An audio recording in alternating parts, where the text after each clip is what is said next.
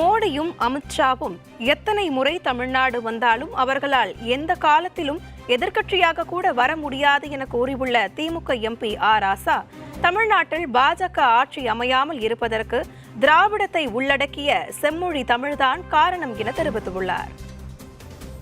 ஏன் அமித்ஷா ஓடி வருகிறார்? ஏன் அமித்ஷாவுக்கு என்ன கோபம்? ஒரு மாநில கட்சி எதிர்கட்சியாக கூட இல்லை. பாரதிய ஜனதா கட்சி எதிர்கட்சியாக வருமா என்றால் ஒரு காலத்தில் இங்கே வருவதற்கு வாய்ப்பே இல்லை. சென்ற நாடாளுமன்ற தேர்தலில் 5 நாள் தொடர்ந்து 5 இடங்களிலே மோடி பேசினார். என்ன காரணம்? பிஜேபிக்கு இங்க எவ்வளவு செல்வாக்கு இருக்கிறது என்று உளவுத்துறை தன் கையிலே வைத்திருக்கிற அமித்ஷாவுக்கு தெரியும், பிரதமருக்கு தெரியும். ஆனால் நாடாளுமன்ற தேர்தலுக்கு 5 முறை வருகிறார். என்னுடைய நீலகிரிக்கு தனியாக 2 நாள் வருகிறார். இப்போது அமித்ஷா வந்து சொல்லுகிறார், டெல்லியிலே ஆட்சியை மாற்றிவிட்டோம், அரவிந்த் கெஜ்ரிவால் போய்விட்டார், ஹரியானாவிலே எங்களுடைய ஆட்சி வந்து விட்டது, அவர்களை தூக்கி எறிந்து விட்டோம், அடுத்த எனக்கு தமிழ்நாடு தான் என்று சொல்கிறார். என்ன காரணம்? அவர்களுக்கு எது உறுத்துகிறது?